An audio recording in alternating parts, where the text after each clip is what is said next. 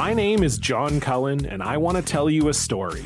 It's a story about a scandal, broken relationships, gossip, rumors, money, corporate rivalry, and curling. It's the story of Broomgate, how a single broom, yes, a broom, turned friends into foes and almost killed the 500-year-old sport of curling. It was a year I'd like to forget. Broomgate, available now. Frequency Podcast Network. Stories that matter, podcasts that resonate. Hey, it's Jordan.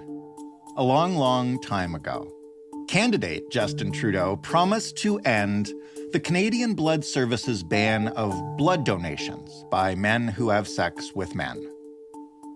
It didn't happen for a really long time. So long that in 2021, almost exactly 3 years ago, we recorded an episode wondering how on earth this policy, which seemed like the easiest of wins for the government to eliminate, was still in place. The policy lasted yet another year before it was finally ended.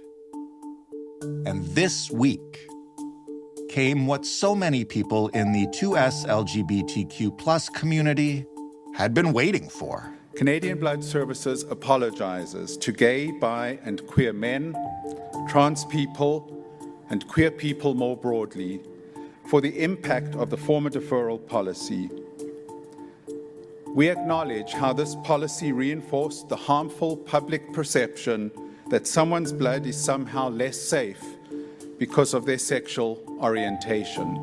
With that long-awaited apology, we thought it would be a good time to revisit a conversation about just how this policy came about, the harm it did while it was in place, and why it was no longer needed, if indeed it ever was.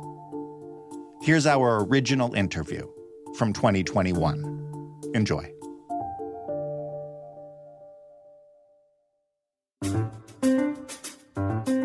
I'm Jordan Heath Rawlings. This is The Big Story. Justin Ling is an investigative reporter, a Canadian journalist who has been covering the blood ban for how long now, Justin? Like 6 years, maybe longer. It's many enough years, too many years, I think. Why don't we just start at the beginning? For people who have heard this as kind of like a talking point and a political fight over the last decade or so, how old is the blood ban and where did it come from? Right. So you go back about 4 decades in Canada and you are confronted with the really disquieting reality of the blood of the tainted blood scandal, right? You had cases, hundreds of cases across the country where folks received blood transfusions that were not adequately screened, that ultimately led to seroconversion for HIV, that ultimately infected them with other hepatitis diseases as well as other infectious diseases. And it was a national scandal. It was absolutely, it shattered people's illusions about the blood system, about our health system, right? It fundamentally, weakened trust in, what governments ought to be doing to ensure the health and safety of people who rely on government services. So you go back to that point, and you realize the sort of risks inherent in, what protecting the blood supply, actually means. And unfortunately from that, there was a good thing that came from that, which was, we actually had a conversation about what ensuring safety of the blood supply actually means. But on the flip side, you also started to see this really sort of reactionary and knee-jerk blame placed on the queer community in Canada, who of course have historically faced higher HIV rates than other populations. And even going back to the initial outbreaks and the initial scandal was sort of unfounded. Queer gay men were largely blamed for, the prevalence of HIV in the blood system, and not altogether fairly. The Health Canada at that point was doing an incredibly inadequate job of screening the blood supply and actually was sourcing blood from very shady sources. In some cases, there was a suggestion that Health Canada was actually buying blood from U.S. prisoners. So Suffice it to say, gay men from the very beginning were sort of scapegoated as to why this initially happened. But in the years following that, the Canadian government sets up the Canadian Blood Services and its Quebec counterpart, HAMA Quebec. And they're tasked with running, at an arm's length, process, running, the blood donation system and the blood collection system. And they, as part of their new mandate, draw up all of these rules designed to make sure the blood supply is safe. And one of those rules from very, very early on is that men who have sex with men are forbidden from donating at all. And that is largely the question, the ban that exists till today. It's been weakened over time. In the past decade or so, you've seen that outright prohibition drop down into time-based bans. So if you haven't had sex in the last 5 years, and then 1 year, and then 3 months, then you can donate. But of course, that applies to an incredibly small number of people, because the reality is lots of folks are sexually active. It's quite an overbroad way of screening donors.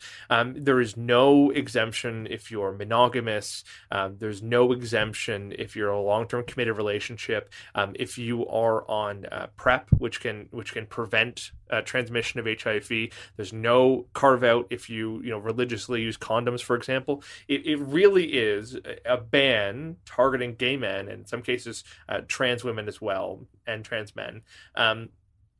And it is discriminatory at its very face, and this is something the Prime Minister, Justin Trudeau, said when he was in opposition. It is a discriminatory and homophobic policy that is a vestige of a government scandal, of the inadequacy of government procedures, and gay men have always been sort of forced to bear the consequences of that. We're going to talk about the homophobia and discrimination behind why this ban persists in a minute. But first, that was 4+ decades ago, and the screening was horrible and there was a scandal. How much better has the science behind blood screening become over the last 4 decades? And how good are we now at finding this stuff when it's in there? I mean, it's so remarkably better. I mean, it's tough to underscore just how drastically better screening has become for HIV, for the hepatitis viruses, for syphilis, and so on. You go back to the 80s, and actually, governments and health agencies were capable of screening for HIV. It wasn't obviously as good as it is today. And by and large, they chose not to do that, or they failed to do that. But, you go into today, and actually for the last 5, 6, 7 years, our screening is good enough such that the tests are able to catch HIV positive blood within a few days of you seroconverting, which means basically that the vast majority, maybe even in every single case where a blood donation would be infectious, the screening procedures will and can catch it. So the actual risk of HIV positive blood being donated is quite small. And we have actually not seen a single case in the last several decades of HIV positive blood being donated or leading to transmission of HIV from the blood system. Even though we know that HIV positive people who are not gay, of course, do donate blood. It does happen. It is caught. The screening is so sensitive that it ensures that any HIV positive blood donated through the Canadian Blood Services or HAMA Quebec is flagged and is removed. So the screening is nearly perfect. It's been 40+ years. You just mentioned at the end of your previous answer that in opposition, Justin Trudeau, who is now Prime Minister, called it discriminatory and said it needs to end. Justin Trudeau has been in power for 5+ years now. Why hasn't it happened? That's the $1 million question, right? The Prime Minister talked a really good game. The Prime Minister fundamentally raised money off of this promise. He went to the queer community and said, "Hey, I'm a friend of yours. I'm a friend of Dorothy." Uh-huh. And if you give me your money, I'll get elected and I'll get rid of this discriminatory ban and I'll fight for queer rights, so on and so forth. And suffice it to say, when he got into power, that was put on the back burner. It did not become a priority for him. He did task his then health minister, Jane Philpott, with looking at it, but the conversations about this just completely dropped off after he was elected. I know from speaking with then Minister Philpott, with others in government, that there was at least a perfunctory look at changing these rules. But the government basically concluded, well, this is the Canadian Blood Services and Héma-Québec's problem. We can't or shouldn't interfere. It is what it is. We'll move on, right? And there is a little bit of truth to that. The reality is both agencies are arm's length of government. The federal government should, generally speaking, not be dictating policy or procedures to those two agencies. They are arm's length in part because they're supposed to let the science drive their policies and make sure that they are following the best science-informed policies that will ensure that HIV positive or otherwise infectious blood doesn't enter the blood supply. Okay, but here's the giant but that comes with this. The Canadian Blood Services and Héma-Québec are not completely divorced from government. They are entirely or almost entirely funded by various arms of government. They operate based on regulations set out by Health Canada. And those regulations specifically allow and actually sort of open the door for Health Canada and the Minister of Health to set or remove policies that are no longer needed or that may be needed. What's more, there is a very good argument to be made that as basically agents of the Government of Canada, they are beholden to both the Charter of Rights and Freedoms and the Federal Human Rights Act. And there's a very, very good case to be made that they are breaching both of those things because they're discriminating against gay men and men who have sex with men. This has sort of been tried in court already, and it didn't go tremendously well. But there, at the very least, is an argument to be made that the federal government has an obligation to make sure that its own agencies do not discriminate based on sexual orientation. And that's exactly what they're doing. So, frankly, the government throwing its hands up and saying, well, there's nothing we can do is really, really weak. And it's always been weak. And the government has recently received a ton of scrutiny for this, and that has been their refrain every time. Their refrain is basically, well, we're the government. What could we possibly do? What do Canadian Blood Services and Héma-Québec say about why they haven't, regardless of what the government tells them to do, why they haven't ended this ban? And also, here is where I believe you've done some access to information work, right? Yeah, that's exactly right. I mean, publicly, the Canadian Blood Services and Héma-Québec have been very, very defensive about this. Their repeated insistence is that their obligation is to protect the blood supply, and therefore they can't make any kind of risky movements.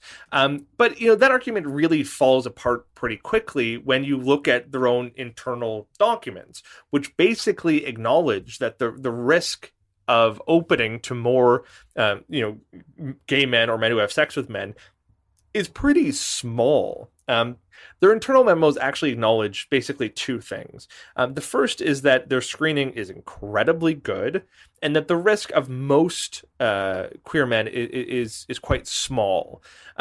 The other part of that is that they acknowledge that when they've made changes in the past, reducing that deferral period from 5 years to a year to 3 months of celibacy, that it actually hasn't made a large difference in many regards. It hasn't actually opened the door to a lot of men who have sex with men donating blood, because it is a very discriminatory and disqualifying policy. But they also acknowledge that it hasn't led to any noticeable supply, even in raw numbers, of HIV positive blood entering the blood supply or being attempted to be donated.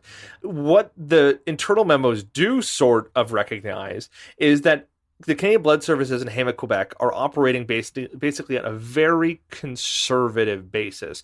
They don't want to spook their long-term donors. And that seems to be fundamentally one of the biggest problems at hand. There's also a question of cost. It can be very expensive at least more expensive to more adequately and aggressively screen blood for HIV, or to do more individualized testing. So fundamentally, the conversation and the defense you hear from the Canadian Blood Services and him at Quebec is that this is about safety. It's just about safety. But that's not entirely true, because we actually know, based on other countries that have moved more aggressively on this, we know from their own modeling, and we know from other jurisdictions' experiences, that the risk is very low here, and fundamentally it is more about kind of entrenched positions than it is about any sort of risk aversion. The Big Story will be back in just a minute. I'm Laura Palmer, host of Island Crime. Season 6, Sweethearts, is the story of 3 teenage girls who were all murdered in Victoria, Canada, within about 12 months. So she was scared. Something out there scared her. You've just created the playground where predators can really thrive. She was a 16-year-old girl. She was a sweetheart. Listen to Sweethearts at frequencypodcastnetwork.com or wherever you get podcasts. Find your frequency. What's at stake in terms of both, the stigma on the queer community, obviously, remaining in place with this official policy, and also just, there's actual benefits of blood to enter the system here if we got rid of this, right? There's real tangible gains at stake.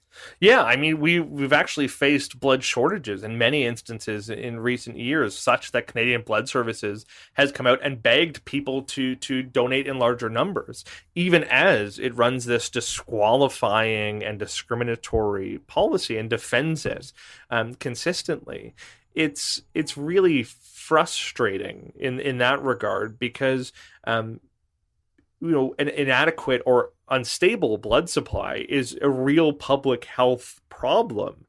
And what's more, I think there is a general risk that COVID-19 has impacted the blood supply in a more substantial way, such that the Canadian Blood Services needs to expand their donor pool significantly in the next few years. They acknowledge, based on these internal memos that I got, that their donor base is currently too old. They need to recruit more youth. They actually acknowledge that both disqualifying queer people, men who have sex with men, and the kind of homophobic backlash they've gotten from that has actually impacted their ability to find donors amongst youth, which they desperately need right now.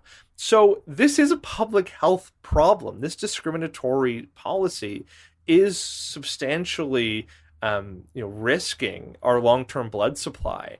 And of course, the stigma that comes with this is really significant. It is not even correct anymore to say that, it never was correct, but it's particularly today, to say that HIV is a gay disease. That has always been thrown at queer people as a way to discredit and to sort of vilify them. But a lot of new transmission of HIV come from heterosexual people. In fact, gay men are more likely to know their HIV status than a heterosexual person. Again, this is noted in the Canadian Blood Services memos. They acknowledge that gay men do a better job of getting tested, of knowing their HIV status, and of course, knowing their HIV status and not donating blood, whereas heterosexual people are less likely to go out and get a test. They're less likely, in some cases, to wear condoms. They're less likely to be on things like PrEP, which can prevent HIV transmission. So, the stigmatization, again, of gay men as being vectors of disease is something that we've had to fight against for decades. And this policy only entrenches that stigma long term. And it cloaks it in medical terminology, and it cloaks it in medical science as though it is actually based in any sort of good research. And it's not. This is literally inertia. The only reason this policy exists is because it has always existed, or at least always since the 80s. If you were to start from scratch and rewrite these policies de novo, you would not ban gay men from donating blood. You would have a more effective lifestyle questionnaire, right? If you were to tomorrow start a new blood donor regime, you would ask people, are you monogamous? Do you use condoms when you have sex? Are you on PrEP? Are you, do you get tested regularly? Those are the questions that would be really effective in making sure that people with HIV don't accidentally donate blood, and making sure also that your donors know their own status. Instead, we don't do that. We just say, no gay men allowed, them's the breaks. I hesitate to ask this in a way that sounds optimistic, just because the inertia on this has been so strong. But is this coming to a head? I mean, Trudeau is now going to face another election. This is going to be on the list of promises he hasn't kept. The Conservatives are now looking to court beyond their traditional base, and the evidence is overwhelming. Like, how much longer can this thing hang on for? I think eventually Canadian Blood Services and AMIC Quebec will come around. I think it is a matter of time. Like I said, the other jurisdictions have done this first. The statistics sort of speak for themselves, and there is a more effective way of doing this. Eventually, the Canadian Blood Services are going to realize that. The question is whether the federal government will get involved first. And frankly, I don't think so. The federal government has dug its heels in and said, we're not doing it. We can't do anything. Please keep giving us money, gay men, but, tough luck. But like the Conservative Party has recently got aboard this train in a very, very big way. It's thanks in large part to Eric Duncan, the party's first ever openly gay MP, and Michelle Rempel, the Conservatives' health critic, who has always been, generally speaking, a firm supporter of LGBTQ rights. They, of course, join the NDP, the Greens, and the Bloc, who have always called for an end to the blood ban. And it's now increasingly difficult for the Liberals to come out and say they're, the only party that's going to go and fight for LGBTQ rights when they're facing, opposition from every other party in Parliament telling them to get a move on this, and they're refusing to do it. It is really, and it's frankly really insulting as well to watch this government, throw its hands up and say, well, we just couldn't possibly. Because if this discrimination were against really any other group, it's not hard to believe the federal government would move heaven and earth to get rid of that policy, whether it would be through a court challenge, through their own system, whether that would be through a new law, new regulation, more aggressive funding, whatever. It's hard to imagine a discriminatory policy against Indigenous women or refugees or any other group, medicalized in this sense. It's hard to imagine the federal government not fighting tooth and nail to get rid of it. Yet the government in this case is going, well, we just can't do anything, even as every other party is giving them this huge kind of political cover to do it. It's really, really frustrating. But as you know, it's also heartening to see, the Conservative Party, which has not always been a friend to queer people, I think it's fair to say, coming around on this, getting on the right side of history, and spending some of that political capital to try and make change. Yeah, the last thing I'll say is it's really interesting to me, even just to look at it from a totally cynical point of view from the Liberals' side and say, this is a really easy win, guys. Why not? Yeah. I honestly, I don't know what else. Yes, the answer to that is yes. People always ask me just why haven't they done it? And it's a really tough question to answer because I don't know. I don't know if they don't want to overrule the bureaucrats. They don't want to make it look like they're, risking the blood supply, I suppose. I really think that at the end of the day, the biggest reason why the government has not done this is that they just don't care enough. I don't think they care enough to do it. And I think that's fundamentally the problem. I think that is a appropriate and damning place to end it. Thanks, Justin. Thanks. That's Justin Ling, who I hope one day gets to stop writing about this issue because it actually gets done. That was The Big Story. For more from us, head to thebigstorypodcast.ca. Find us on Twitter at TheBigStoryFPN. Email us anytime you like, thebigstorypodcast, all one word, all lowercase, at rci.rogers.com. And head to your favorite podcast player or your second or third favorite podcast player. Search our show, hit follow, hit subscribe, hit like, whatever they tell you to do. And if they ask if you'd like to leave a review, please say yes. Thanks for listening. I'm Jordan Heath Rawlings. We'll talk tomorrow.